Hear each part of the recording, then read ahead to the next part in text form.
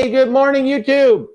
How's everybody doing? Happy holidays to you all. Happy Hanukkah for those who celebrate, and we're getting ready for Christmas and New Year's as well. So welcome, everybody.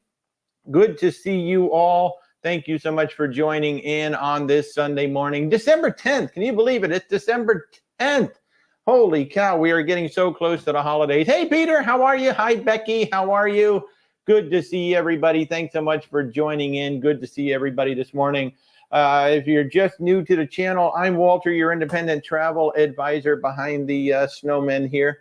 And as always, my lovely wife, Rebecca, is sitting right off camera. We are independent travel advisors, and we book cruises, land expedition, and luxury travel. So anything we can do for you, you all let us know. Steven's here. Hi. Oh, we got Mel, Willie. How's everybody doing? Good to see everybody.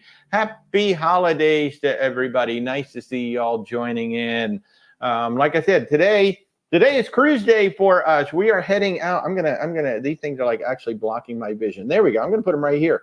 Ah, that looks nice. I like that. Oh, YouTube, you can't quite see. There you go. I'm going to do that.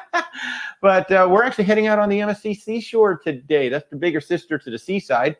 I know a lot of you all saw our vlogs from the Seaside, and we're really curious to see, well, how does the Seaside compare to, or how does the Seashore compare to the Seaside? Now, the Seashore is a bigger ship. She's the bigger sister, and she has one extra deck. So they got rid of the zip line that's very prevalent up on the top of the Seaside. And apparently they also changed around the interior configuration of the Seashore, because even on my last day on the Seaside, I was still getting myself turned around. I had no idea where I was. Hey, Becky. Oh, thank you so much, Becky. Appreciate that. It's so odd, right? We just got off a ship 2 weeks ago. We're getting back onto a ship today. And then We're back Sunday, and 5 days later, we're right back down to Miami to go get on the Oceana Serena. So we cannot wait to bring you Oceana. That's the one. Oh my God, we're so excited to get on that. But how's everybody doing? Is anybody who's watching, anybody going on the MSC Seashore today? That would just be so cool, because we're going to see you guys in a couple of hours when we get down there. We live about an hour away from Port Canaveral. So literally, as soon as this show is done, we're just going to pack up and go. Well, we're packed up, but we're just going to get in the car and go. Happy Hanukkah, Andrew. Thank you so much for joining in. Good morning, Kurt. How are you? Eat a slice for you. And Kurt is talking about that amazing, amazing pizza that is on MSC. If you've not sailed MSC yet, they have amazing pizza in the buffet. And what I love about the pizza being in the buffet is you can go around and, like, you can get stuff and make your own pizza. So like when they have that fresh mozzarella and that fresh burrata, I go get some of that. I get a slice of pizza, put it on the pizza. Oh man, and you got your salami, you got all your roasted meats and things. So like you can make your own pizza. So I love having it in the buffet like that. Hey Jen, hey Max, how are you? I love it. I love it. New York style. I don't know if I call it New York style. Maybe it's kind of what do they call it? Neapolitan style, the thin stuff. So yeah, so Italian. I guess Italian style. They're from Italy. They make all the decisions over there. Hey Willie, yes, we need to get you booked on the Aqua. Absolutely. So folks, I'll bring that up too. We are booking the Norwegian Aqua May 31st, 2025. Literally 1 month after she arrives, we're going to be going on that with a whole bunch of people. We've got a great group of people going on that cruise. So it's a Norwegian Aqua May 31st through June 7th, 2025. And you can get 15% off the cruise by booking through us, plus $100 on board credit. So it's really, really awesome. Really, really awesome. So if you want to join us on that, absolutely do reach out. If you're new to the channel on TikTok, if you simply click my logo, you will see a whole link tree in there. And the very first link in there says contact us to book travel. So you can certainly reach out to us. Plus, you're going to see the group cruises on there as well. So certainly reach out, and if we can help you. And if you've never worked with a travel advisor, at least for us, our services are 100% free. And it's funny, I was talking to a new client the other day and said, oh, really? How about if he gets a little closer? I know, Remy. You know, you gotta, I'm so sorry he's creeping you out, but he's such a cool little rat. I love this little rat. But if you never worked with a travel advisor, I was talking to a client this week, and when I mentioned that, you know, look, our services are free, she's like, then why wouldn't I work with a travel advisor? I said, I don't know. We've been cruising for almost 20 years, and we use a travel advisor right up until the point. Well, I guess we're still using a travel advisor because we are travel advisors now. But we've always used a travel agent right up until the point that we became them, and now we're doing it ourselves. So you do talk to yourself a lot. So I talk to myself a lot. So I'm booking myself. I'm talking to the travel agent side from my personal side, I guess. So. Becky, you recently found out a young lady used to babysit, now owns a restaurant in Cartagena. Oh my goodness, that is so cool. So yeah, you're going to be going on your Panama Canal cruise. You're going to be going through Cartagena. So that is going to be so awesome. Oh my God, that is so awesome. Becky, thank you for sharing. Victoria Webb, how's Norwegian with kids? I need to reach out to you. Well, number one, yes, you do need to reach out to me. Love to help you out with that. Norwegian, so now, Norwegian, just like Royal Caribbean, they have multiple classes of ships. So when you say kids, depends on like what age they are, because like their smaller ship really don't have much of anything on the top decks, right? They don't have the water slides, they don't have all that stuff. I don't want to say that they're adult centric, but they kind of are, because they don't have quite as much of the kids stuff. Then when you get into the breakaway class up, now all of a sudden you've got water slides, you've got virtual reality, you've got go-karts on some of them. All kinds of really cool stuff. Courses. Yeah, ropes courses, all kinds of really cool stuff to do on them. So depending on how old the kids are, but yeah, they're great family ships. My favorite, I like the breakaway class up because I love the waterfront out on deck 8. I just love to sit out there. It's a beautiful place. Plus they have outdoor dining, which is really, really cool on a cruise. But yeah, definitely reach out. We'd love to help you. And like I said, we have a group. So the big difference with the Norwegian Aqua and the other ship in the Prima class, she has the Aqua slide coaster. They got rid of the go-kart, which I think was a good idea. I think the go-karts are kind of weird on the Prima class anyway. They're fun, but they're kind of weird on that class. But now they're going with that Aqua slide coaster, so which is going to be totally awesome. But yeah, so you can come on that. Of course, we also got the Sun Princess sailing in October. My God, we've got so many people on that one.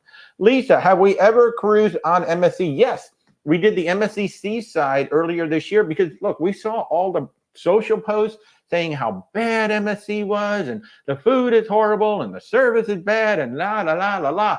Well, guess what? We had a great time. We had a great time on the cruise. And now the reason why we went was because, well, we had to go see it firsthand, right? Well, what is so bad about this cruise line? What it is it's different, right? The biggest thing about MSC that I have learned is that it is completely controlled by the Italian team over in Italy, right? So all the decisions that have to be made on the ship, all the decisions that have to be made by a company as of right now, all have to be made in Italy.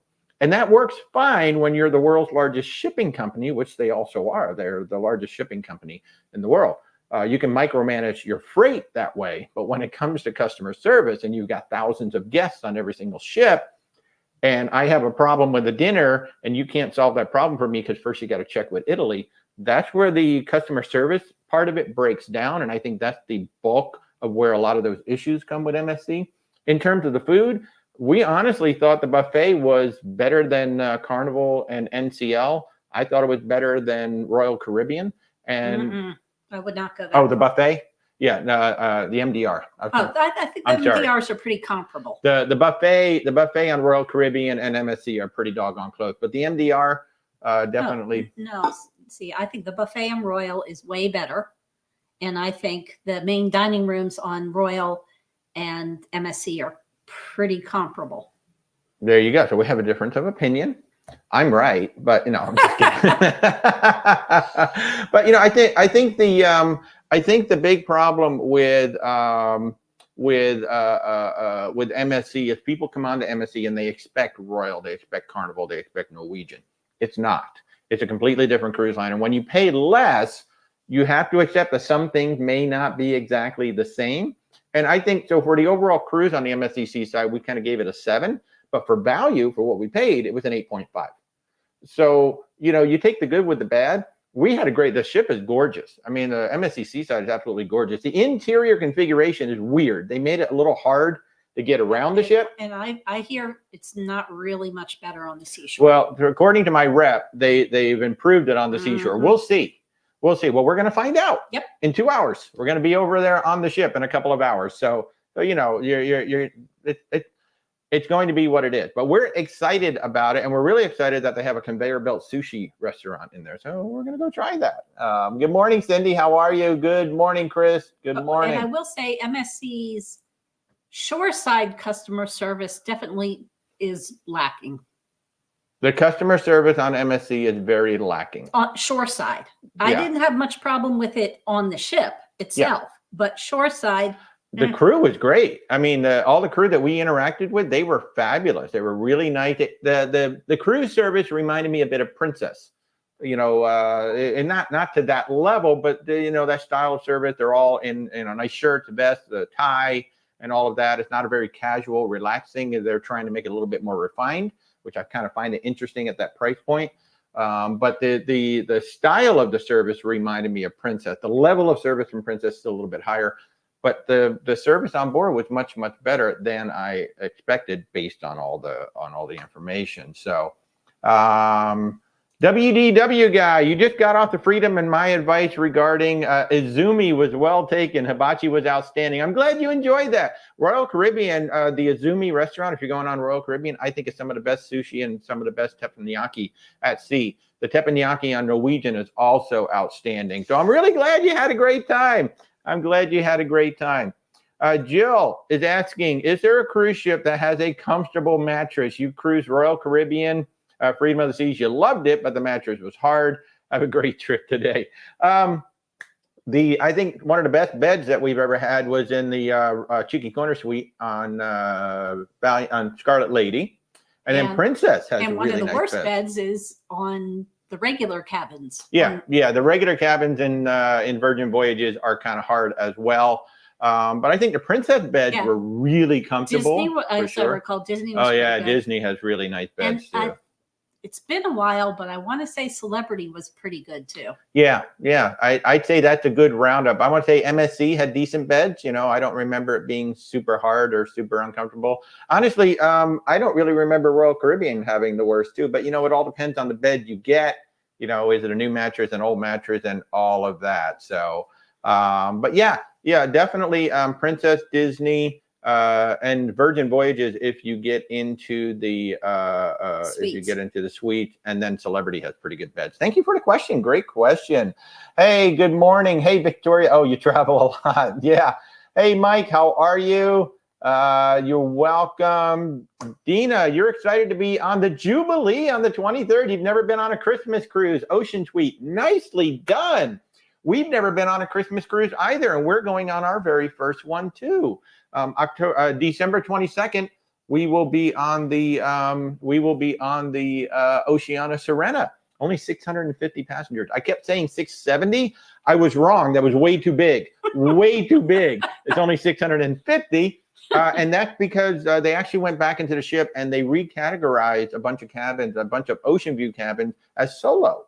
So, if you're thinking about solo traveling, Oceania now comes into play because they've gone in, and these are big cabins. They're double occupancy cabins that were recategorized for solo. Unfortunately, the Riviera and Marina don't have solo cabins, but all the R class. Yeah. Well, true.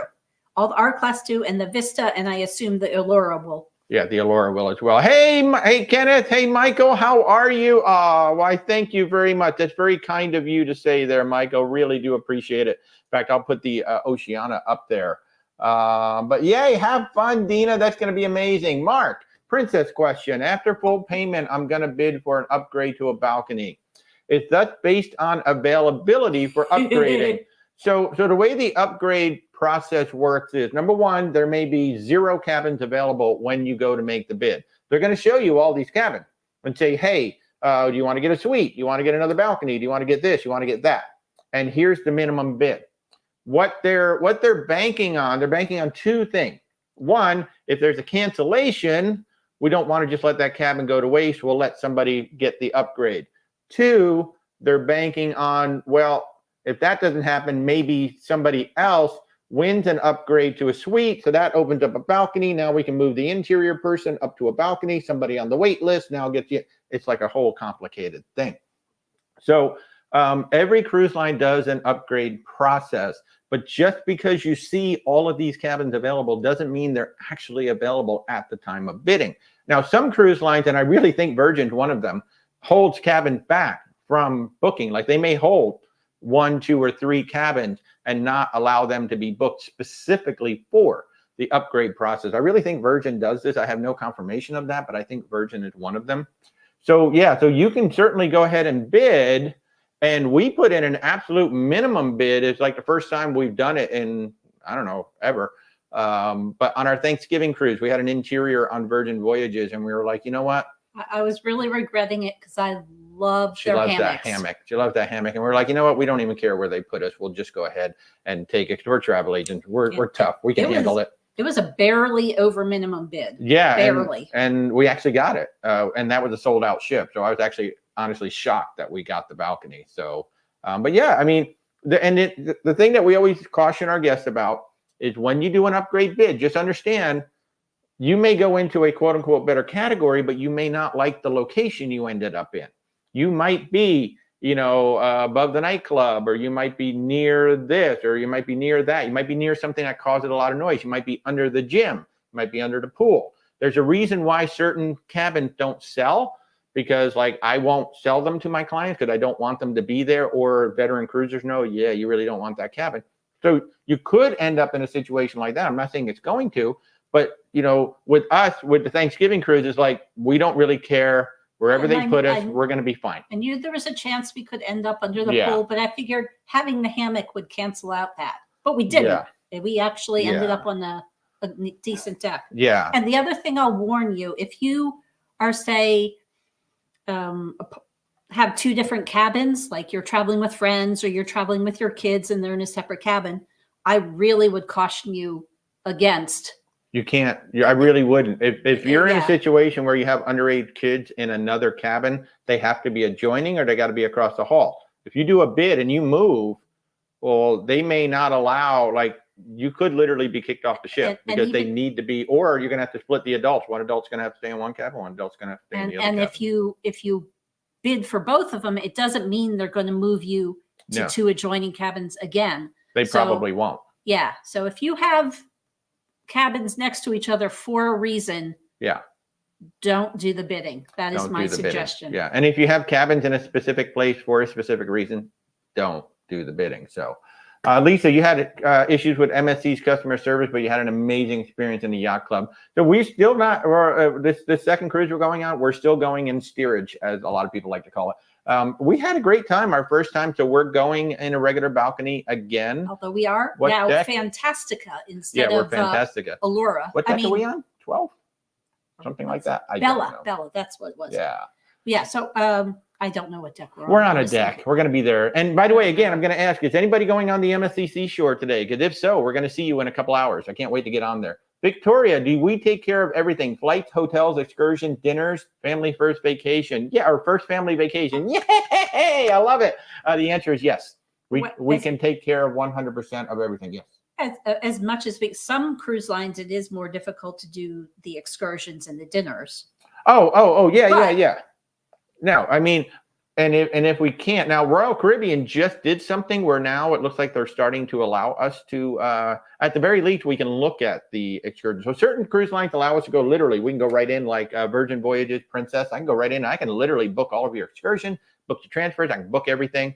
But what I like to say is we do as much or as little as you need. Some people, you got all kinds of points on airlines and stuff. I'm like, yeah, go for it. Book your own flight. If you need help with the hotels, other people are like, oh man, I got like a gazillion points with Hilton. I'm just going to go get a Hilton. Great.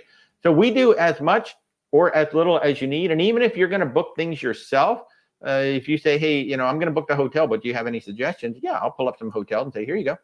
Go book your own. So yeah, so we do as much or as little as you need. And again, our services are 100% free. The only thing we don't do, if you just simply call us up and say, hey, can you just book me a hotel and a flight? We won't do that. If it's part of an overall vacation package, yeah, if it's part of a cruise or it's part of a land tour or it's part of a theme park or something like that. But if all you want to do is call us to book a flight and or a hotel, that's one thing that we just don't do as a standalone, except for our current clients. If a current client calls in and wants us to do that, yes. But if you're new and that's all you want us to do, that's the only thing. But otherwise, yeah, we pretty much book everything. So good morning, Norma. How are you? Good to see you. Victoria, please do reach out. Again, if you're watching us on YouTube, there is a link in the description down below. If you're watching on TikTok, where'swaltertravel.com, or simply click my logo. And there's a link tree in there. And that very first link says contact us. So there's a calendar on there. We are going to be on the MSC Seashore all next week, but it's a working trip. It's basically we're going on there to explore the ship and learn more about what this ship is all about. So we are running more or less normal office hours all next week. I'm hoping that the Wi-Fi works a lot better than it did on the Valiant Lady, and I will actually be able to make outgoing calls this time. So go ahead and reach out. Hey, Joe, how are you? Thank you, Mark. Ask for a pillow topper. So what Willie B is talking about is if you have a bed that you're not liking and it's like hard or something like that, you can ask for a pillow topper, an egg crate, we call it, the foam thing. Most cruise lines have them. Virgin Voyages, some people say they get it, some people say they don't. What they really do is they put like some extra sheets and stuff underneath it to try and make it softer. They take an extra quilt and put it between the mattress and the fitted sheet. So it's not really an egg crate. It's just they're trying to make it a little bit softer. It's the one thing that Virgin really needs to do when they take the ship back into dry dock. They got to get rid of the little IKEA sofas and put some real beds in there that are a little bit softer, hopefully. But yes, on most cruise lines, if you lay in your bed and you're uncomfortable, it's too hard, the next morning, ask your room steward, do they have an egg crate or some sort of a soft pillow topper that they can put on the bed to make it softer? Always ask.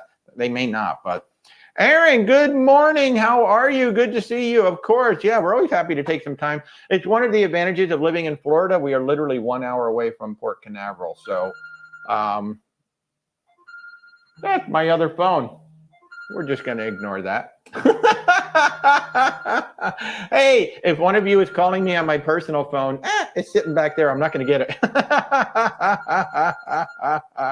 So let me see now. Hey, Jerry, how are you? Time for fun. You need a cruise now. I know. It's always nice to have a countdown. Good afternoon from the UK. Hey, paramedic Chris, how are you? Good to see you. Thank you so much. We have a lot of friends from the UK now. Of course, Ben and David, y'all know who Ben and David are, but we're getting to know a lot more folks from the UK. One of the super cool things, if you live anywhere in the world, we can book you on Virgin Voyages. And not only can I book you on Virgin Voyages, but I can book you in your local currency if you want. I can book you in British pounds and Canadian dollars, whatever Australia has. I don't know what it is offhand. Australian dollars, I believe. Australian dollars. Euros. But I literally have 6 different currencies that I can book you in on Virgin Voyages. They're so cool. Like Virgin actually recognizes that this is a global economy now. And there should be a lot of the other cruise lines have what they call cross-border restriction, that they don't allow me to book you if you're from certain countries. But Virgin Voyage is cool enough. So like if you live in the UK, you can actually reach out. I can book you, and I can book you in British pounds. Or if you live in the rest of Europe, I can book you in euros. How cool is that? It's so fun for me when I actually bring it up. I'm like, oh, that's what it looks like in euros. It's so cool. Sometimes I just do it because it's just fun to do. And just a little point of order. If you have any questions about Virgin. Oh, yeah. If you have questions about Virgin Voyages and you're watching this on TikTok, just know that TikTok tends to block the word Virgin. So just use VV or misspell Virgin or use Voyages. But it's not me. It's Virgin. It's TikTok doing it, which is kind of weird because Virgin Voyages is a huge channel on TikTok. It's just so weird. So Stephen Crisco, hey, interesting question. Have we had any experience sailing out of Tampa? Funny you should ask, because we're about to do it next November. Our Thanksgiving cruise will be out of Tampa on the Celebrity Constellation for November 2024. We'll have more news on that shortly. But we're not really doing a group cruise next year. We're just letting people know if you'd like to come with us. If it turns into a group, then we can put it together. But we don't know how many people are actually going to want to go on the Constellation. We know that Thanksgiving it's usually. We were shocked that we had, I think, 30 people come with us on the Valiant Lady. We weren't really expecting that many people to come. But we have sent plenty of clients out via Tampa, and they love it because it's so small. Tampa is one of the only ports, and maybe the only port I know of in Florida, where you can actually book your garage time. Like you can actually buy your garage slot in advance at the parking garage, which is kind of cool. But no, we have not actually sailed out of it yet, but we will next year. Good morning, John. How are you? Aaron, how different am I expecting the Seashore compared to the other MSC ship we sailed on? So we sailed on the MSC Seaside, and she is the original. She's the namesake of the class, the Seaside class. So now there's 4 ships, and the Seaside and the Seaview are both the same size, and then the Seashore and the Seascape are the bigger sisters. They have 1 extra deck. I really don't know. I have purposely not even watched the ship tour on this one. I kind of want to experience. It's been so long since I've experienced a ship like for the first time. So we're going on it. We know that there's going to be some differences in the restaurant. I've been told that the interior flow is better from my business development manager. However, Rebecca hears that maybe not, because she's on Cruise Critic every single day. And there's no bowling alley. Yeah, there's no bowling alley. No bowling alley above our dinner. So we know that there's no bowling alley, so we will not have a bowling alley above our heads when we're in the main dining room, which was hilarious. Yes, folks, if you go on the MSC Seaside and you're seated in a certain area of the Ipanema dining room, there is a bowling alley literally above your head. You can hear the ball going down. You can hear the pins hit. And then you try to keep score while you're having dinner. It's actually kind of funny. So we really don't know. We know it's going to be bigger. I hope the Affogato, that's going to be the big test. Is the Affogato as good at Venchi on this ship as it was on the Seaside? That's going to be the big test. You will find out maybe later today. Who knows? It's going to be one of the first things I try. We'll see how they have it decorated up for Christmas. That's for sure. That's for sure. So, and you would be bidding, let's see, Mark, so you'd be bidding from an obstructed ocean view to a balcony. Yeah, so you just have to put in your bid. you know, like Rebecca said, she just barely put in a little bit more than the minimum, like maybe $25 or $50 more than the minimum, and we got it. So yeah, I think it was $50 over the minimum. yeah, and I knew what those cabins, the balconies, were going for when we booked. Yeah. So I did not bid. Well, the ship was sold out. Yeah, but I knew what it was when we booked. When you booked, yeah. So I didn't bid over that. Yeah. Ocean, how much extra did we pay for the balcony upgrade? It was like 150, right? Or 200? You remember? I don't remember offhand. Yeah, whatever Virgin said, she only put about 50 above it. Yeah, I did 50 over the minimum. Yeah. I remember that. What do I think of the video of the Icon going under the bridge in Denmark? That was crazy, wasn't it? That is absolutely beautiful. We are about a month away from meeting her. We're going to be on her January 20th. So expect to see 41 days. 41 days. So expect to see lots and lots of videos from the Icon of the Seas. Hopefully the Wi-Fi is going to be strong. I'm going to be one of those vidiots walking around with the camera live, showing you what the entire ship looks like. So it'll probably take me all 3 days just to find everything on the ship. Well, I won't find everything on the ship in 3 days. It's too big. But that's pretty quiet. That's pretty wild, wasn't it? Mike Smith does not like the bidding process. I'm not a big fan of the bidding process. I agree with what Mike is saying. Just book the cabin you really want to begin with. So A, you're going to get the cabin you want. B, you're going to be in a location on the ship that you really want to be. So I'm of the same mind as Mike. If there's a specific kind of cabin you want, book it right from the beginning. And what cruise lines are doing now is they're really rewarding you if you book early. So people are like, oh, can I get last minute deals? You get deals now for booking 2025 or late in the 2024, even 2026 is coming up now. That's where the rewards are coming. And of course, if the prices are adjusted between now and then, well, we as travel advisors, we go in, except Virgin Voyages, they don't price match. They will on rare occasions if we ask nicely. But most of the cruise lines, they will price adjust. So, you know, some people are like, I should just wait. The best time to book a cruise is when you know what you want and the itinerary is available. Just go ahead and book it and work with a travel advisor. So then if there are, you know, price changes or things like that, we can help with that. So, Kurt, if cruising out of Port Everglades, can I stay at Disney the night before or is it too far? So here's the cool thing about that's a great question. So you're asking, can I stay in the Disney World area, which is here in Orlando, and then go to Port Everglades the next day to catch a cruise? Yes, you can. And it is called the Brightline train. It is super easy. Now, the price is a little bit steep. So be aware of that. It starts at, well, I think it can start at $55 per person on certain days. The average price is $75 per person for the standard. And then they have like basically a first class. I'm actually going to be trying that in January. I have a 4-day cruise on the Scarlet Lady. I am a top 100 first mate for Virgin Voyages. So we've all been invited on the ship by Virgin. I'm going to take it the standard way down and I'm going to take it the premium way back just to see what the differences are. But yeah, it's called the Brightline train, and it is right at the Orlando airport. And you can get down to Port Everglades, you know, as early as 9 a.m. if you really wanted to. But you would take the train directly from the Orlando airport straight down to Fort Lauderdale. Then you catch a Lyft or an Uber, and you go straight on over to the port. So yes, that is the super cool. I think that's the best thing about the Brightline. Now, while it might be a little bit on the pricey side, it is a straight shot. You know, yes, it makes them stop along the way, but it is limited so stops. Yeah, it's limited stop, and it's a bullet train. It's sort of kind of a high-speed train. It looks like a bullet train. It's not high speed all the way. It's high speed in the beginning, but then then after that, there's a couple stops along the way. But it's super easy, and you can take all your luggage along and everything. So yeah, so anybody who wants to now combine Orlando and theme parks with South Florida, you can now do it very easily. So thanks to the Brightline. Like about 3 hours between Orlando and Fort about Lauderdale? 3.5 hours. I mean, you can see the schedule. Yeah. You know, like I'm going to get on the train, I think at 7:30. I'm going to be down in Miami at 11:45, something like that. No, that's 4.5 hours. That's way too long. It's about 3.5 hours to get all the way to Miami. So yeah, so you can totally do it. Chris will only get a balcony. I know it's kind of tough. Once you get a balcony, and I tell you, once you get a balcony on Virgin Voyages and you get that hammock, oh my God, that changes the whole game. You folks don't understand just how comfortable that hammock is until you get on a Virgin Voyages cruise and you lay in that hammock. That hammock is just ridiculously comfortable.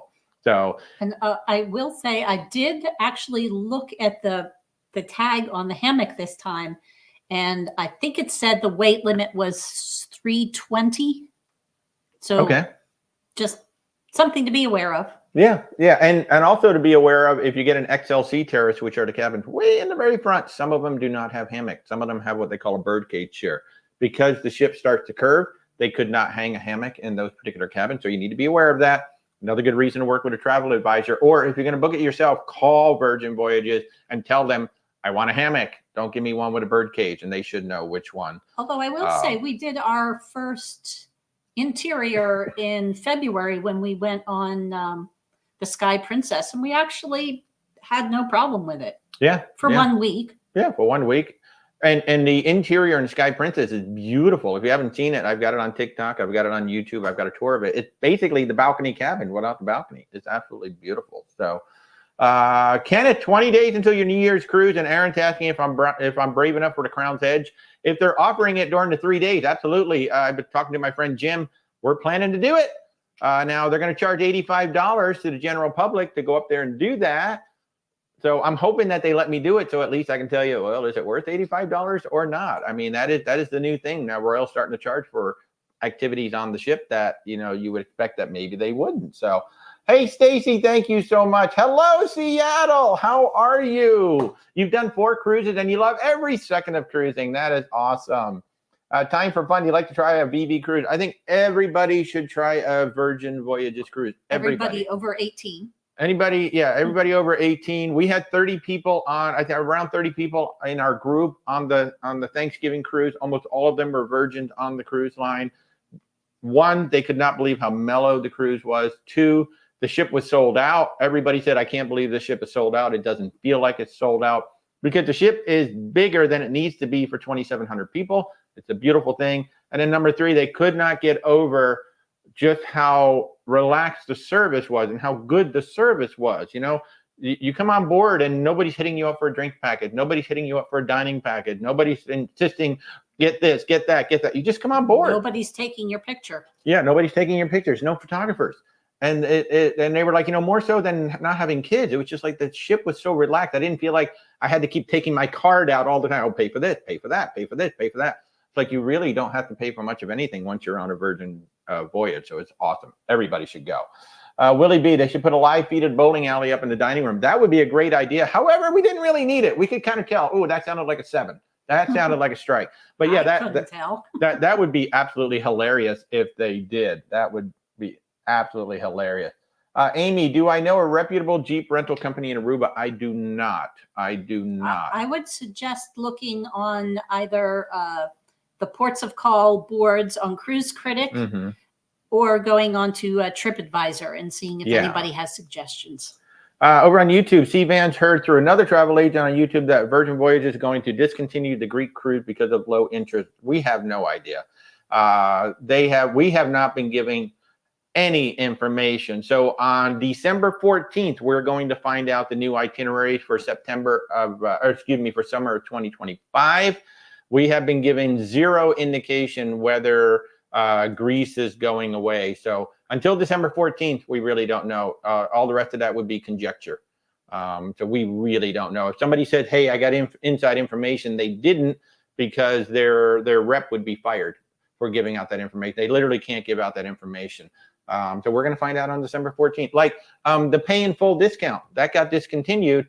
We found out 6 hours before it happened, as did our representatives found out 6 hours before it happened. So if anybody is saying, hey, I heard, or this is happening, or that is happening with Virgin Voyages, we don't know.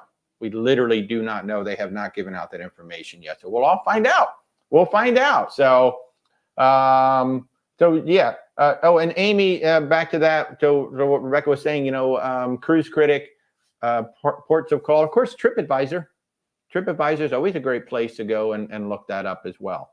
So, Cariculture, good morning. How many cruises do we take a year, and how many are we invited on? So, up until the Icon of the Seas, 0 for invitations. So Royal Caribbean invited all the travel agents that went to a cruise conference to come on to the Icon of the Sea. So that's how I'm going on that. And then Virgin Voyages invited me to come on the Scarlet Lady because I'm a top 100 first mate, and they've invited all of the top 100 first mate. So that's it. Every other cruise we pay for. So we go on. Now, there are some cruises where we may get a travel agent rate, but every cruise we pay for that we go on. So there's no such thing as free cruises for a travel agent except in rare occasions for certain things. Like with groups, sometimes there's a free cabin, but if there's a free cabin, I'm going to give that back. I'm going to ask the guest, do you want that? Like we've got 7 free cabins coming up on a cruise because we've got a big group coming up. And I've told the guests, who do you want to give these cabins to? Because we've got them. So yeah. But so far, I've not really been invited. I want to be invited to more stuff, but we've not been invited to much of anything. A bunch of our colleagues, the Celebrity Ascent, that very first cruise, was they invited a lot of travel agents to come on. And there were a bunch of my fellow colleagues from KHM Travel that were on there. That the Celebrity Ascent looks amazing. And it's the first one. It has a virtual like golf, soccer simulator, kind of like if you go to Dave & Buster's, you can see it, or some golf places. It looks like a lot of fun. John is saying that he's beyond impressed with Virgin Voyages. If they fix some of the wasted spaces on board and pools in their next ship design, they would be perfect. The pool is way too small. But they had a vision for it. They're like, oh, well, we don't think our guests are going to want a big pool to swim in. Yeah, we do like it. It's one of the things that we love about MSC. They have really big pools, like 6 feet deep, big pools. Yeah, all that wasted space on the back with the net is just, when you look at the Norwegian Prima class and you look at what they did with the Haven, with that whole pool set up in the back, boy, that would be gorgeous back there. But yeah, if they can correct some of that, that would be nice. But it's going to be interesting because Brilliant Lady, she's the 4th ship, and we haven't heard anything beyond, hey, they're going to build 4 ships. So we really don't know what's going to happen after that. Well, I need to back up a little bit. I'm like, hey, you know what I'm going to do? I'm going to go, boop, give myself a little more headroom on TV. Cade, what are the benefits of booking our next cruise while on a cruise? Well, that all depends on the cruise line and what they're offering at the time. Now, if you're going on a Virgin Voyages cruise anytime soon, get that My Next Virgin Voyage. That is one thing that we have been told. The My Next Virgin Voyage is going to change, probably in January, probably. So the next offer starts on December 14th, probably going to run through the whole month of January. But we have been told that offer that you get on the ship, which right now is $600 of onboard credit plus $300 off your next cruise, that will be changed. So the benefit is anytime you're on a cruise ship, you should go to that next cruise desk or whatever they call it. They may not be offering much of anything. They may be offering no deposit, low deposit. They may be offering like a cruise next certificate, kind of like the My Next Virgin Voyage. So onboard credit sometimes. Yeah, onboard credit. On rare occasion, they actually have a deal. It's like, hey, if you book on the cruise, you will get this deal on these itineraries. That's rare that they literally like this specific itinerary. Or they may have some extra, like depending on your level. They might say, hey, you've cruised with us 10 times, so we're going to throw these other things on there for you. You should always go to see what they're offering and then decide, is it good for you? But if you're going on Virgin Voyages and you're having a good time, remember, My Next Virgin Voyages are transferable. So, hey, if you got some friends who might want to come on while you're on the ship, you could always call them and say, hey, you guys think you might want to come on? Because I can get you guys this thing for $300 and then I can transfer it to you. So yeah, that'll be good. If the net was an infinity pool, that would be incredible, right, John? Yeah, trust me, I've said this multiple times to my BDM. Traveling with Robert. Good morning.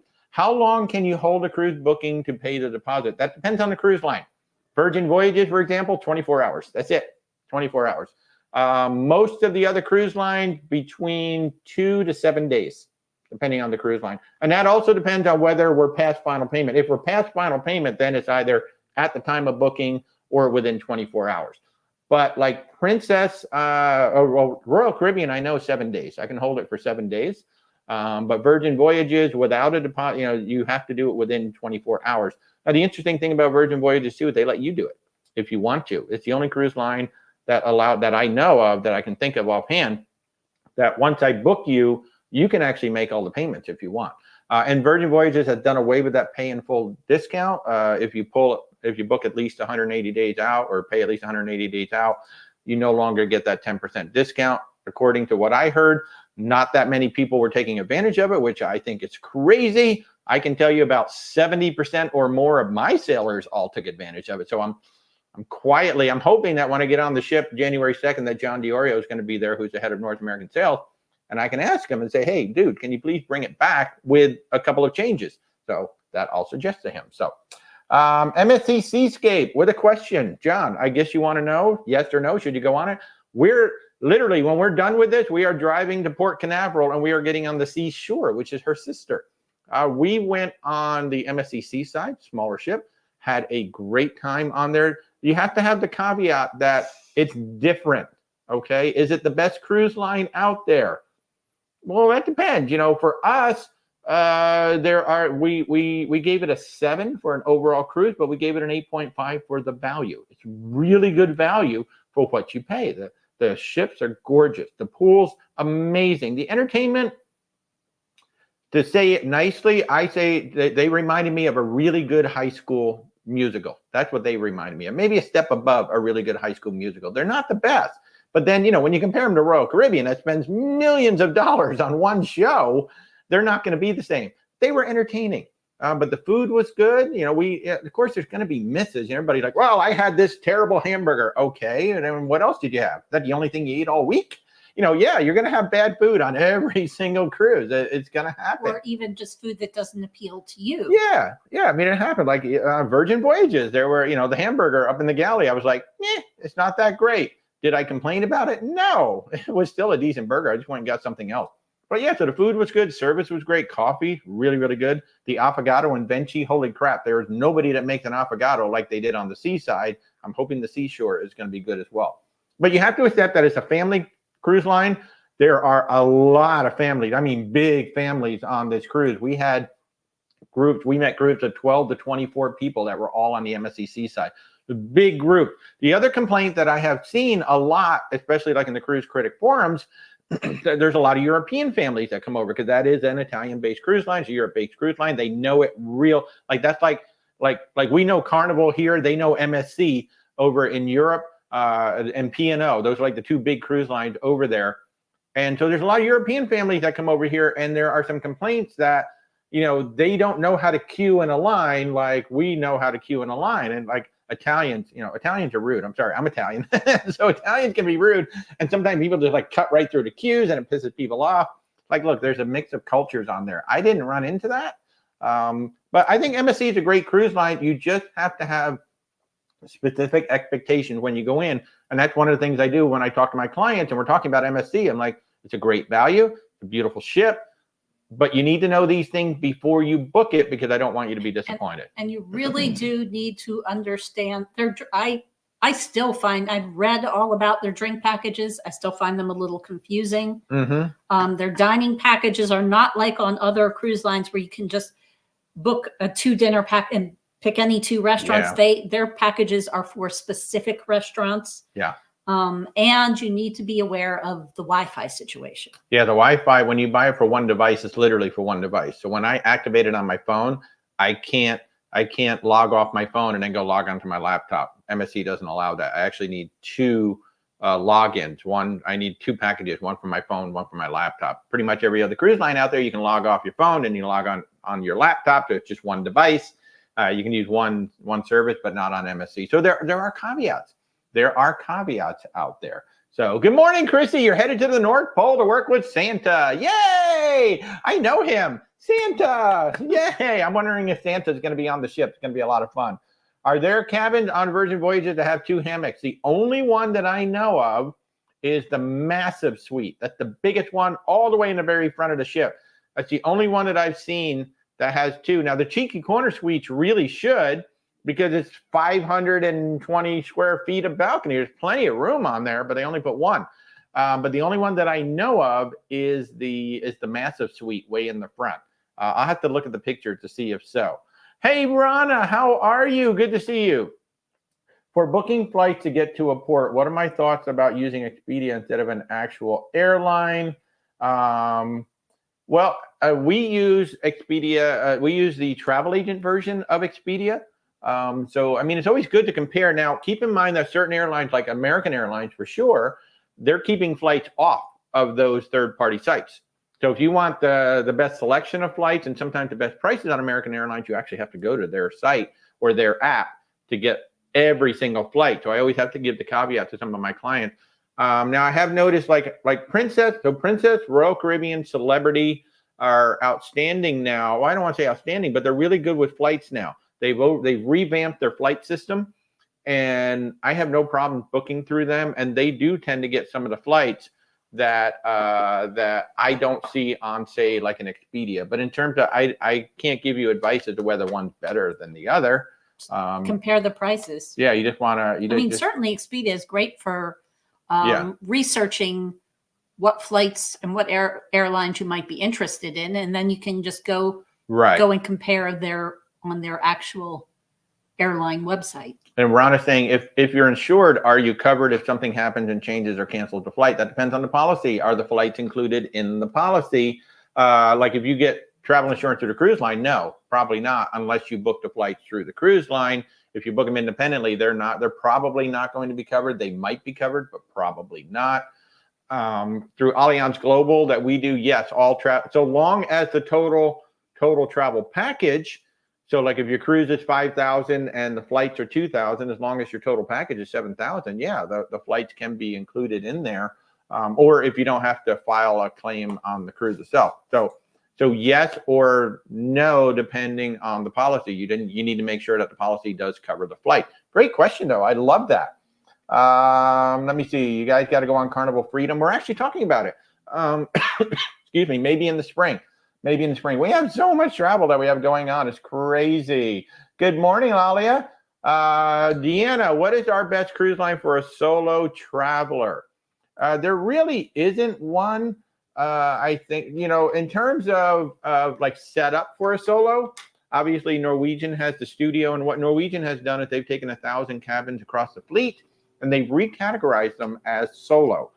So that means you're getting what used to be a double occupancy cabin. That's going to be a bigger cabin, and you get it at the solo rate, and you still get access to the studio lounge. So as far as I know, Norwegian's the only one that really has that studio lounge setup, which is actually really nice. Celebrity, I just saw that the Ascent had doubled the amount of solo cabins of the previous Edge class ship. I think it's 32 or 40 on there. So Celebrity, on their Edge class ship, their infinite balconies they have some solo cabins on there. That's a great adult-centric ship. Of course, Virgin Voyages, they have a whole slew of inside and ocean view cabins that are available.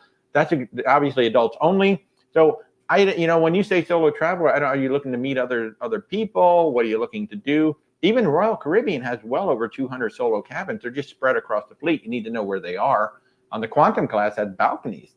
So when you say best cruise line, there really isn't a best cruise line for a solo traveler. It's which itinerary do you want to do? When do you want to go? And then we find the best ship. You know what I mean? All the cruise lines support solos. I always encourage people to look at the price of a solo cabin if it's available, and then compare it to the price of booking as a solo in a regular cabin. Right. Often the price is not a whole lot different, and you can get a bigger cabin in most cases. Yeah, like I have a client right now who is joining us on the Norwegian Aqua for a big group cruise, and he wanted a balcony, and it was actually cheaper for me with the 15% off that we're offering right now for me to put him in one of our balconies versus the solo balcony that Norwegian was offering. So sometimes it worked out that way, but there really isn't a best cruise line for solos. It's always it's the same thing as what everybody else is like. Well, not every ship is available at every time of the year. And where do you want to go and when do you want to go there? And then based on that, well, then we go in and we say, okay, these are the ships that are available. These are the ones that really cater to solos. Now, what do you want? So it's always, it really is about that, because, certain cruise lines, like I would not take a Quantum class or even the big Edge class ship to Alaska, because I just think they're really, really big. They're both really good cruise lines for solos, but I would look for like smaller ship. Even Norwegian has like the big Breakaway class goes up there. I just think they're too big. So it does come down just like our discussions about everything else. But Norwegian, Virgin, Celebrity, definitely all good for solos. Royal Caribbean, believe it or not, they do have, like I said, they have over 200 of them. They're just spread throughout the fleet, so you don't hear about it. Princess only put 4 on the Sun Princess. I don't know why they did that. But Princess does very often have reduced rates for solos. They just don't announce it. We don't find out until we go to book. Like I just had that happen on another cruise for a solo. I want to say on the Sky Princess. I went in to book and it wasn't, the whole double occupancy price. It was about 1.5. But there was no announcement. There wasn't even anything in my paperwork that said, hey, we're giving a special for solos. It just happened to pop up that it was a lower rate. So yeah, it's just like everything else. We need to talk through it. We need to find out where you want to go, when you want to go, and then let's find the best ship, not so much the best cruise line for what you want to do. And if you want to meet people, yeah, most cruise lines will have solo meetups. Mm-hmm. They're often unhosted, so it's just a venue and people go meet. Right. And the best way I think to meet people is just participate in whatever activities interest you. Yeah. If you like trivia, go to trivia and then see who needs another person on their team and Mm-hmm. join them. Yeah. Willie B is asking if you can use your phone as a hotspot on a cruise ship. Generally, you can. Be careful. Just make sure it's not on the cellular service because it will connect to the maritime cellular, and then you're going to have a well over $1,000 phone bill when you get home. But yeah, if your phone is on the Wi-Fi, in theory, you can then let your laptop use the Wi-Fi on that. But, cruise lines do figure some of this stuff out. I don't know how, but they may be able to block that from happening. So in theory, yes, you can. And I will tell you, most cruise lines will not allow you to connect using a VPN. Yeah, VPNs are being blocked by a lot of cruise lines. I've tried it a couple of times. It just won't work. It just won't work. So good morning, Benny. How are you? Aaron, we have 0 excursions planned on this one. This is actually a working trip. I'm probably going to get off in Cozumel and just go take a look around. But we're going to get off at Ocean Key. Yeah, we're definitely going to get off at Ocean Key. John, do you feel the engine vibrations or noise on either the Cheeky Corner Suite or the Suite F cabins, maybe only on the lower floors? The wake, so we were up on deck 12, and because there's a lot of steel over your head, the wake is louder, I think, than most ships, because on a lot of ships, and in fact, I've got it. Yeah, there we go. That ship. So this ship here is a pretty traditional aft, right? So the aft kind of angles in, and so there's nothing really overhanging your head, whereas on Virgin Voyages, it goes like this. It goes the opposite direction. And so there's a big steel overhang over your head when you're on the Cheeky Corner Suite. The wake is the wake was much louder than I expected it to be. But I liked it. I really liked that nice loud wake going on. In terms of engine vibration, I don't remember feeling much of anything, to be honest with you. The Scarlet Lady is one of the smoothest ships I think we've ever been on. Most of the time, I mean, admittedly, we're not very sensitive to that sort of stuff, but most of the time when you feel it is coming into a port or leaving a port. Yeah. That's when you most feel it. Exactly. And for us, it's not been bothersome. Yeah, I mean, mainly you're going to feel what you're going to feel is the thrusters kicking in as you're coming into a port or exiting a port, because they need to move the ship either to the pier or away from the pier, and that's when you'll feel the ship vibrate, because the ship really doesn't want to move, and then the thrusters need to move it out. Bigger Andrew Walter, when is your next cruise? In about an hour and a half. We are literally driving to Port Canaveral right after this. So if anybody is watching this and you are going on to the MSC Seashore, we're literally going to see you this afternoon on the ship. One of the advantages of living here that we are only 55 minutes from Port Canaveral. And the last time we went on MSC, Port Canaveral is now, a lot of people are like, how does Port Canaveral become the busiest port in the world? I always thought Miami was. Miami has a lot of 7-night cruises. So those ships go out and then they come back 7 days later, whereas Port Canaveral has now become the king of the 3s and 4s. So you got the Wonder of the Seas with 6,000 people. Well, not the Wonder, but you've got the Allure of the Seas going out 6,000 people and coming back 3 days later and doing it again for 4 nights. So now that's 14,000 people every week instead of 7,000. And you got the Disney Wish is doing that. Carnival has ships doing that. The Utopia of the Seas is coming in. The Star of the Seas is coming in very shortly, Disney but that's going does to be the doing short 1 week. ones. Yeah, so Disney Wish does the short one. So that's why Port Canaveral has become the #1 cruise port in the world by passenger volume, because they're just turning around the passengers much more. MSC is doing it as well. So yeah, the last time we went to Port Canaveral, we rolled up about 2:30 in the afternoon. Traffic was gone. We got into the garage. We were literally on the ship in our cabin 15 minutes after we parked our car. So we're doing the same thing. We're going to kind of show up later. Usually we'd like to get to the ship early. We want to get on board, but our boarding time technically isn't until 3. So like I said, we're going to roll up at about 2. Just go right on. So it's a 7-night cruise, Andrew. The 7-night cruise that we're going on.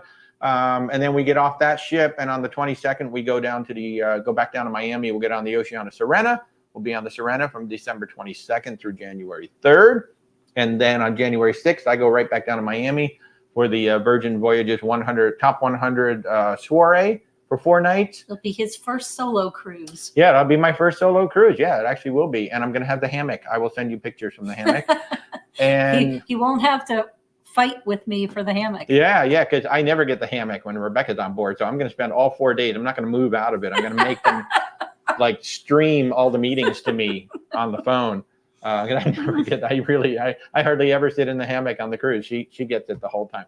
You do get it occasionally. I do, but on occasion when she allows me. Well, you're often busy and out and about doing things. I know. So and that cruise will be really interesting. It's going to be fun to meet all of my fellow top 100s and see what they're all about, and also to meet some of the senior management from Virgin Voyages. They really do. They treat us completely differently than all of the other companies. I don't want to say anybody treats us badly, but they just really, Virgin seems to be very invested in the travel agent success, and they don't necessarily wait for us to contact them. They're always contacting us and reaching out.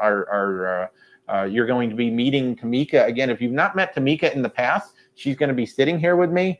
I can't remember what day in January, but she's coming back for a Sunday in January. So she's going to be sitting here with me in the house, talking Virgin Voyages again as the wave season gets started. So that's the big thing that's coming up. Christy, yes, we have the magnets for the Christmas cruise. In fact, I've got some other things for the Christmas cruise that you will see when we go on. So it's going to be a lot of fun. That we're bringing some Christmas decorations with us on the Serena. Again, only 650 people. It's going to be interesting. But folks, wave season is coming up. So wave season starts middle of December, goes all the way through March. This is when you see some of the best pricing of the entire year, and the most cruises are generally booked within this time frame. And so the wave season is going to be starting up, like Virgin Voyage is going to start up on December 14th, and most of the other cruise lines are starting to roll into wave season. So, Chris, have we been to Bimini on Virgin? Yes, 3 times now. In fact, we were just there 2 weeks ago, and it is lovely. So basically, the Beach Club at Bimini, that was built specifically for Virgin Voyages. It's part of Resorts World. So if you ever go to Bimini and you've been to Resorts World, it's part of that entire complex. And if you go with Virgin Voyages, that's 100% included. If you arrive with any other cruise line, from what I understand, that is a paid excursion to go to that beach club. So yet another reason to go on Virgin. But the food is included. The beach is included. They have 2 amazingly huge pools that are included. It's some of the softest sand. It's actually my favorite included cruise resort. I like it more than Coco Cay. I like it more than Ocean Key. It is my favorite because it is just purely a beach resort. No fuss, no muss, a beach resort. Now, when you first walk in, there are 2 pools. There's one on your left, there's one on your right. The one on the right is going to turn into a big, loud, raucous, really fun party about 1 o'clock in the afternoon. The DJ starts going, the floaties come out, it turns into a whole floaty thing, and then you get to have a lot of fun. I mean, it is really a lot of fun. But if you want it to be quieter, sort of, because it is pretty loud, go to that left pool or go on down to the beach if you want to avoid all the noise. I will say the food was much better this last time. Yeah, she didn't. If you're a meat eater, she wasn't as excited about some of the new stuff, but they had some grilled chicken that was new. They had a few other things that were new. So for me, it was a much better meal. For Rebecca, who doesn't eat meat, she wasn't as happy with it. fish dish they had before, I liked better than the fish dish they had this time. Yeah. But it's not like you're going to go hungry because the ship is right there. Yeah. So you can go back to the ship. Although, well, I shouldn't say the ship is right there. The ship is a 10-minute tram ride away. So it's not quite as convenient. That's one of the things that I love. That's one. I love Ocean Key in terms of a private island, like the MSC private island, Ocean Key. I like that more. I like that even more than Coco Cay because it's just a natural, beautiful island. And the ship is literally right there. From where they have the outdoor food, it's a 5-minute walk back to the ship. So that's one of my recommendations for MSC. If you're going on MSC and you're going to Ocean Key, skip the lunch on shore. I think the lunch in the buffet is better. Just head back to the ship. Literally, leave your stuff at the beach, go back onto the ship. It's a 5-minute walk. Have your lunch, come back out to the beach. But in terms of the sand, it is really, really beautiful at Bimini for sure. So. Aaron, what are my thoughts on sailing on Oasis class ship during short sailings? I mean, it's not something that I would do, but I get it. You know, we just had a call with Royal Caribbean. In fact, we had a whole webinar with Royal Caribbean all this week.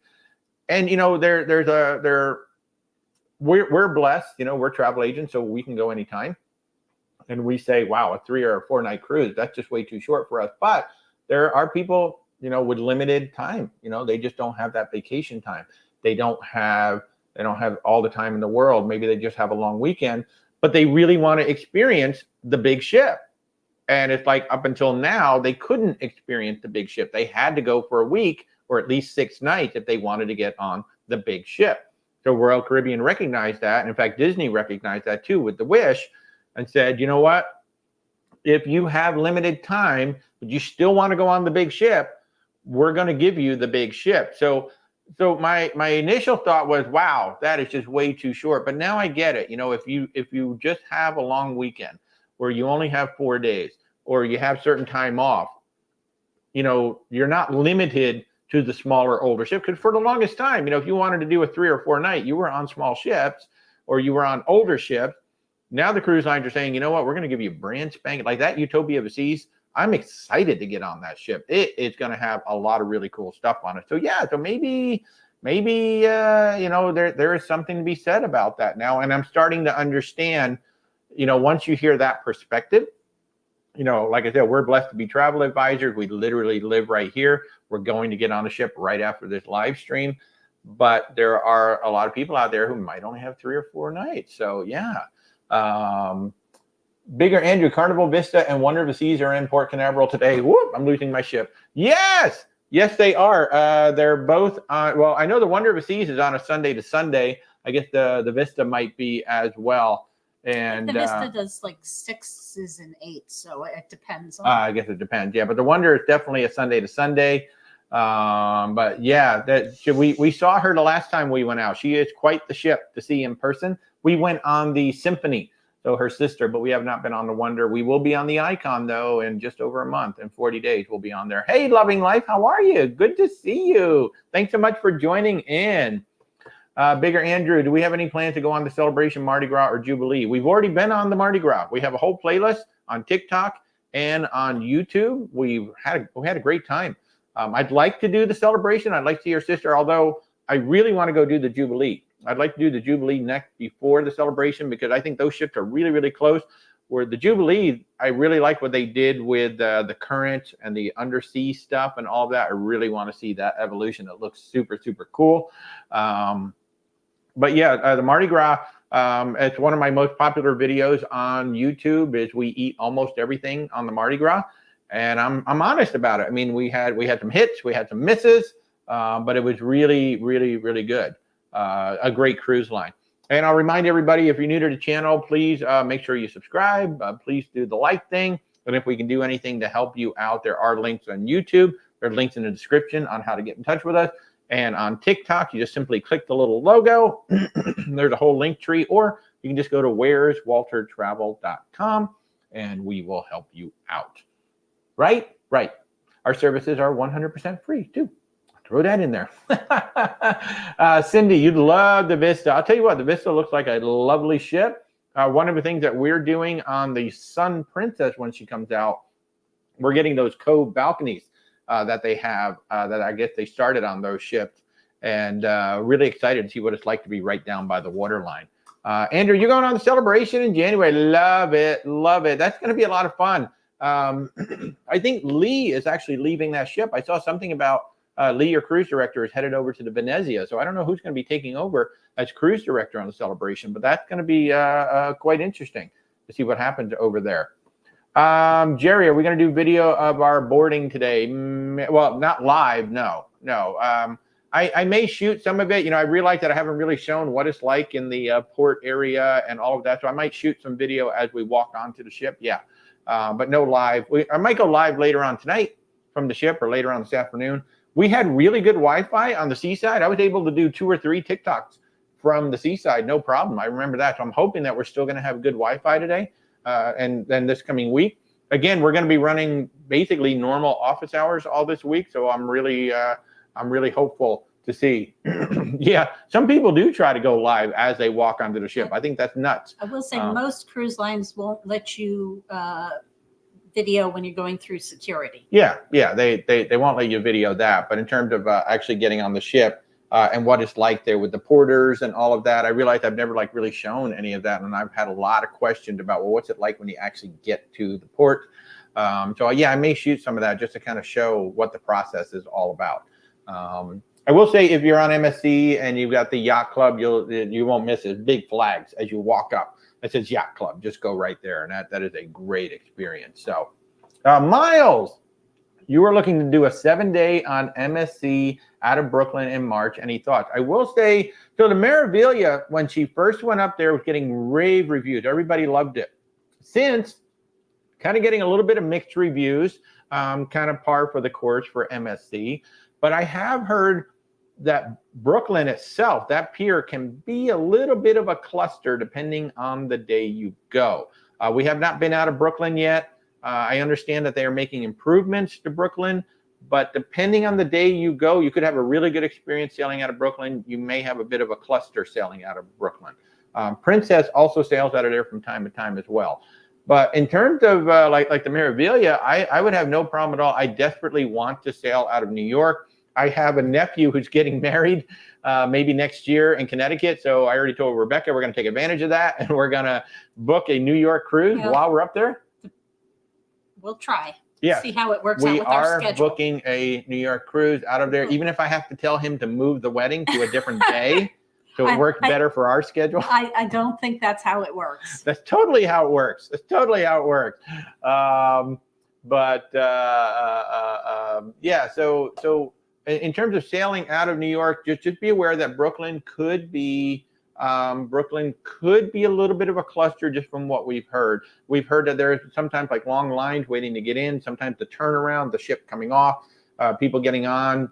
I have heard of people having long lines waiting outside. And this is mostly to do with the port operations, not the ship. It's not itself. the cruise. So keep in mind that when you go to a port and you go to a terminal, like today, we're going to Port Canaveral. There are some people who work for MSC in the terminal. Most of the people actually work for the Port Authority, Port Canaveral. So like today, they're all going to be wearing MSC uniforms. Tomorrow, they might be wearing Norwegian uniforms when the Norwegian ship pulls in. So the blame is not necessarily, oh, MSC is doing a bad job getting people off the ship onto the ship. It could be the Port Authority operations that's causing those issues. And until MSC went up there was not a full-time ship sailing out of Brooklyn. So they're getting used to it and all of that. So it'll be, so hopefully you'll have a good time. I think you're going to have a great time on the ship. Again, if you set your expectations right for MSC, I think you're going to have a fabulous time. The Meraviglia looks gorgeous. All of the MSC ships are gorgeous. So I would definitely give it a whirl. Just set your expectation. I have booked a few clients out of there. They didn't have any trouble. They had a good experience getting on and off the ship. But just to be aware, there could be some of that for sure. Hey, Rick, how are you? Good to see you, man. Thank you so much. Cindy, how do I remain so calm when sailing out today? You're always jumping at the bit. I'm excited. I mean, I was up at like 5 o'clock this morning. I'm ready to go. I am totally ready to go. I barely had any coffee today. That's how excited I am.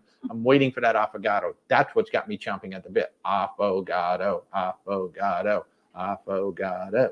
Yeah, you're welcome, Miles. Certainly reach out if we can assist you in any way. Again, our services are 100% free, so we'd be happy to help you out. Jerry, are we driving or Ubering? No, we're driving. We will be driving on. Sorry, buddy. Stay. We're going to be driving over to the port. We park right at the port. It's very easy. The terminal is literally right there. We park, take the elevator down, and just walk.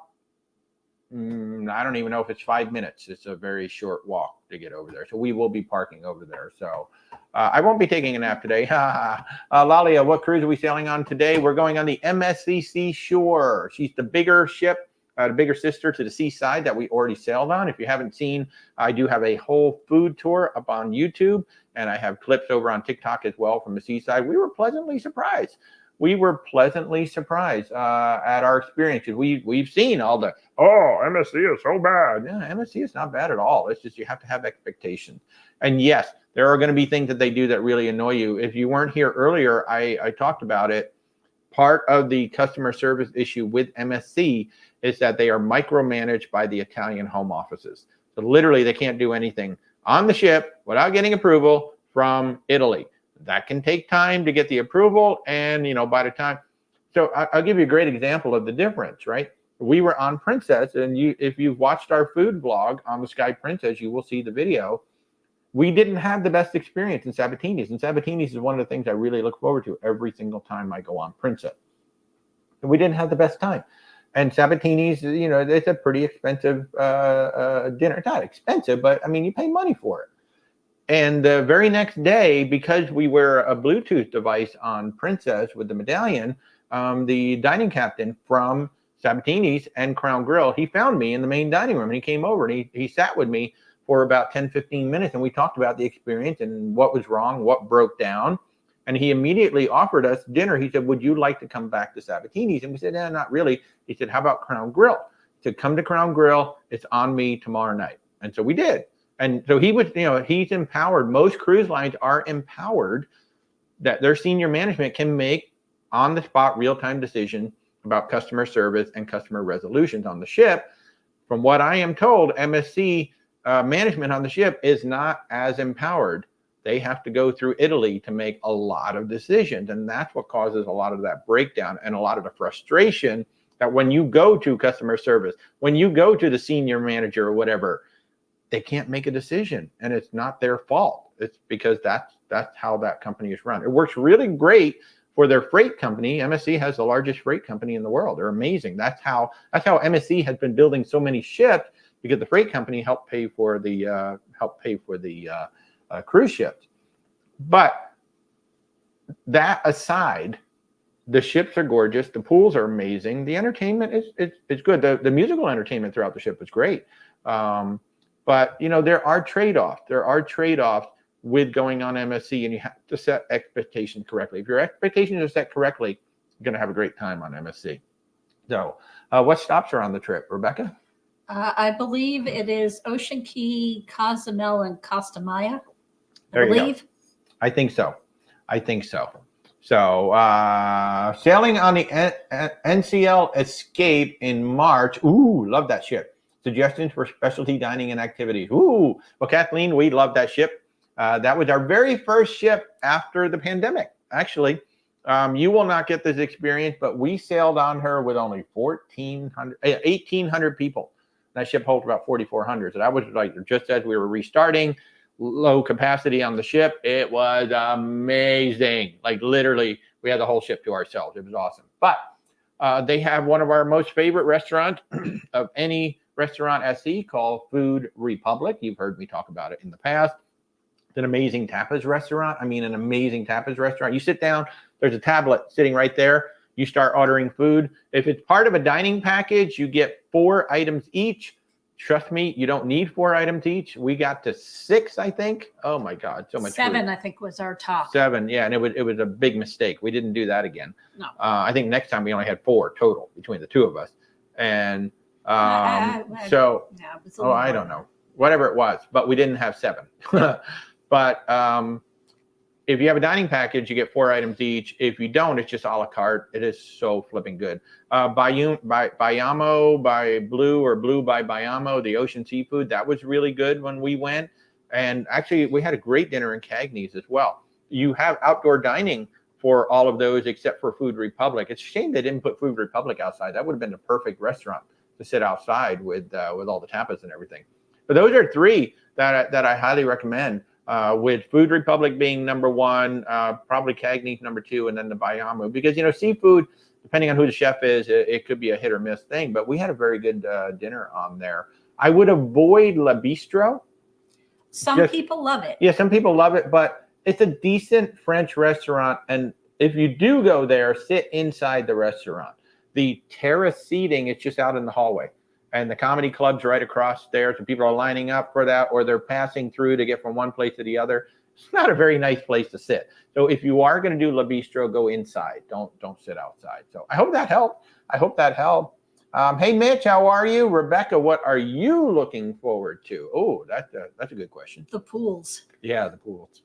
Yeah, I deliberately, I know Walter only brought the 1 bathing suit, but I brought 2, so I can always have a dry one.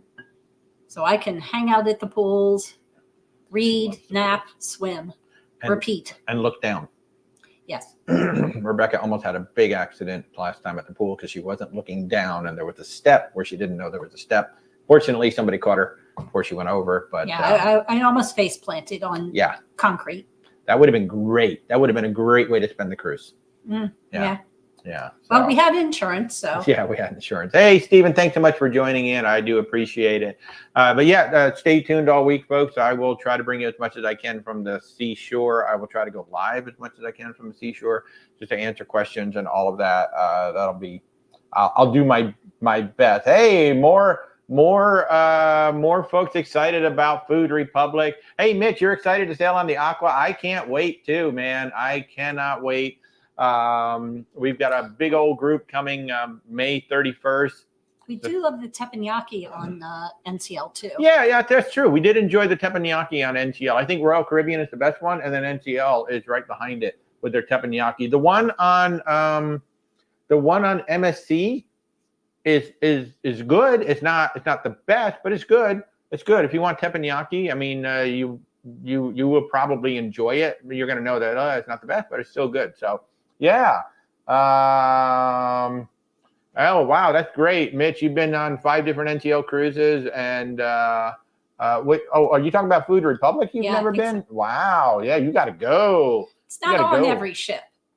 That's true. It's not on every ship. It's only on certain ships. So, but okay, you like La Bistro. That's good. See, for me, it was okay. But, that's the thing about food. Some people love certain things. Some people don't. So thank you for saying that. That's awesome. Kathleen, you're on a retired girls trip. Watch out, everybody, if you're going to be on that ship. That sounds like a crazy time. Have fun. Yeah, that's the most important thing. There are so many times that I see things, say, on Cruise Critic or social media, people are being so critical. And it's like, why are you being critical about this thing? Who cares? So, your hamburger came out wrong, your steak came out wrong, and they're like, oh my God, this was like the worst meal ever. It's like, did you send it back and get another steak? Done. Who cares? Just enjoy and know that things are going to go wrong. Things go wrong on every single one of our cruises. And do we make a big deal out of it? There are certain things, like a 3.5-hour dinner at Sabatini's that didn't have to be 3.5 hours, and then it wasn't a great dinner. And that was disappointing. I am going to point it out to you because I try to be honest, but I also don't try to make a big deal out of, like if you saw my MSC food review, I've had a lot of comments on Cruise Critic that they're impressed with how fair I am with it. Because look, things are not going to be great. There are going to be things that I don't like. Am I going to make a big deal out of it? No, I'm going to tell you, maybe you don't want to get the soup. Maybe you don't want to get the burger because it was weak, but I'm not going to tell you this is the most disgusting thing I've ever seen. I've seen some people say, oh, the food on MSC is disgusting.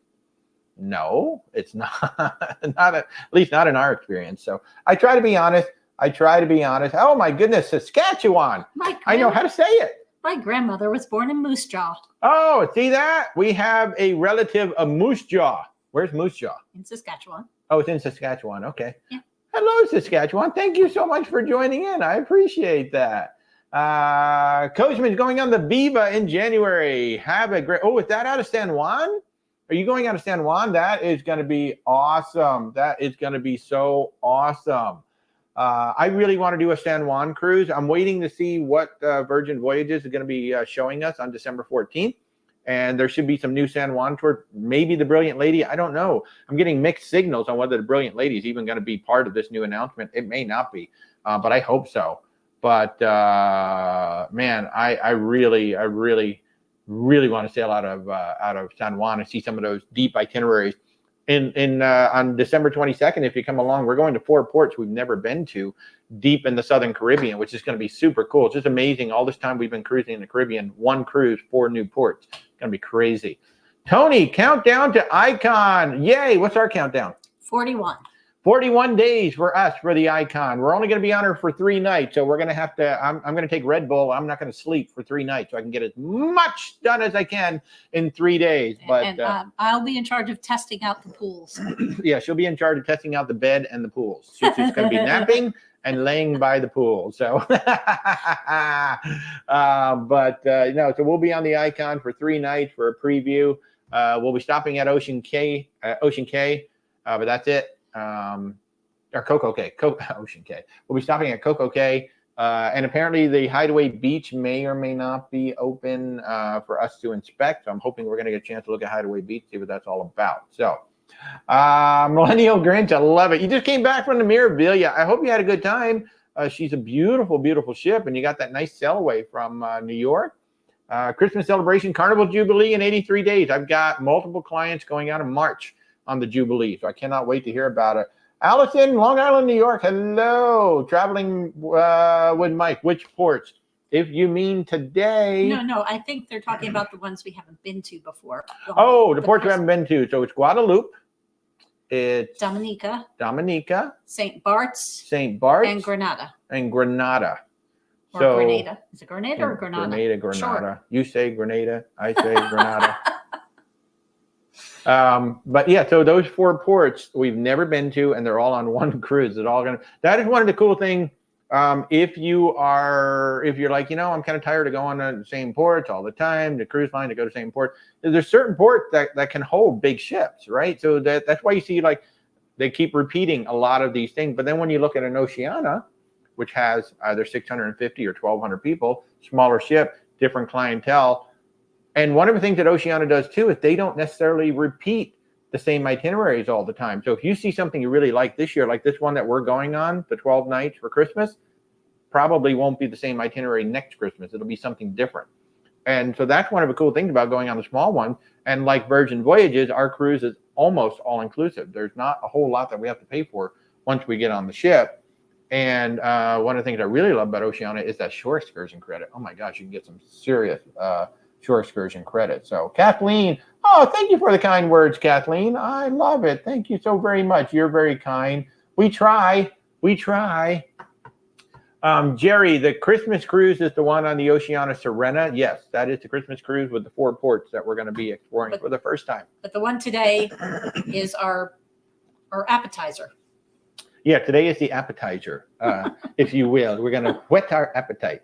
And amuse-bouche. Did we really? Actually, I guess this could be the second course because we were just on the Valiant Lady 2 weeks ago, right? For 8 nights, and now we're going to be on a ship for 7 nights. Then we're going to be on a ship for 12 nights. Course? Yeah. So the Scarlet Lady truly will be the dessert because it's only 4 nights. When I finally get on her. So, Chris, you need a Where's Walter T-shirt. Well, you can get a Where's Walter T-shirt and a whole bunch of other stuff. We just opened a new store actually. If you click, again, if you're watching on TikTok, if you click the link, you'll see this really cool GIF of Zoolander spinning around, and that's the link to the store. And if you're watching on YouTube, there is a link to the store down below. But we've got shirts. I've got totes. I've got hoodies, sweatshirts. I've got glassware. I got mugs. I need to order a mug. I don't have a mug yet. But yeah, there's all kinds of really cool stuff in there. Oh, aprons. We have aprons. I laughed so hard when I saw they had aprons. And of course, I had to put some in there. So yeah, we have a whole store in there, a really fun store with spring. That is totally awesome. And I've got a great Christmas shirt too that I'll be wearing on the ship, and I'll be wearing it during Christmas. So yeah, if you want some Where's Walter swag or some really fun cruise swag, go check it out. Yeah. Christmas celebration, you're probably going on a 12-day on Carnival Miracle to Jamaica, ABC Islands, and Grand Cayman. That is going to be amazing. I'll tell you what, I'll top that with an Oceania Serena cruise. Check this out, 20 days from Miami, round trip. This is in 2025. It's April or May, I want to say. First, you're going to do a Western Caribbean cruise. You're going to leave Miami. You're going to do a Western Caribbean cruise. Then you're going to go through the Panama Canal all the way through to the West Coast. You're going to spend an overnight in Panama. Then you're going to come back through the Panama Canal. Then you're going to do a whole ABC itinerary in Eastern Caribbean, and then you're going to come back to Miami. That's the craziest itinerary. I want to do that itinerary so bad, but it's like right in line with the other two that we're doing. But man, I'll tell you what, if you folks are looking for a really unique itinerary, 20 days, Western Caribbean, Panama Canal twice, ABC Islands, Eastern Caribbean, and then come back to Miami. Holy crap. Yeah, we just launched a new group cruise. One of our new travel partners that we're working, our social partners that we're working with, Cruise RX, has just launched a Panama Canal cruise. And we were researching that Panama Canal cruise, and that's when I found that. And I was like, oh my God, look at this. Cruise RX is doing 17 days, Fort Lauderdale to Seattle. They're going to do it on New Amsterdam. I thought it was San Diego. San Diego, Fort Lauderdale to San Diego on the New Amsterdam. Beautiful ship, absolutely beautiful ship. And that is now on sale. And that actually, if you come to our website, I don't have a slide for it yet, but if you come to our website, that Panama Canal cruise is now up April 13th through the 30th, 2025. We're going to be doing that. So yeah, but it's going to be absolutely amazing. So yeah, Christmas celebration, it is amazing. So yeah, if anybody wants any more information on it, it's the Oceania Serena, same ship we're going on for Christmas, 2025. My goodness, if I'd have known about that before we booked the Alaska cruise, I probably would have done that. But yeah. That one would be a little harder as a group cruise because a lot of people don't have that much time off. Yeah. Deborah, well, speaking of which, good morning. What's the longest cruise you've taken? Any thoughts on the 180-day cruise? Well, there you go. 20 is just a drop in the bucket for 180. So the longest cruise is 14 days still, and that was a back-to-back. So it's technically 2 7-day cruises, but actually our very first cruise is still the longest cruise that we've taken. Is that not crazy? In almost 20 years. But that was 14 days. And a lot of 10s and 11s. Yeah, we've done 10s and 11s. I sound like Sally from Charlie Brown. If you can't bring presents, just send me money, 10s and 20s. And I can recite that whole show. So if you want me to quote more lines from Charlie Brown Christmas, I'm more than happy to do so. The 12-day is going to be one of our longest ones coming up. The thoughts on the 180, if you are available for the 180. The thing about these really, really long cruises, you really got to make sure that you're on a ship that's going to be comfortable for you. They tend to be very small ships. And does that ship offer you amenities? Because the 180-day cruises are really about the ports.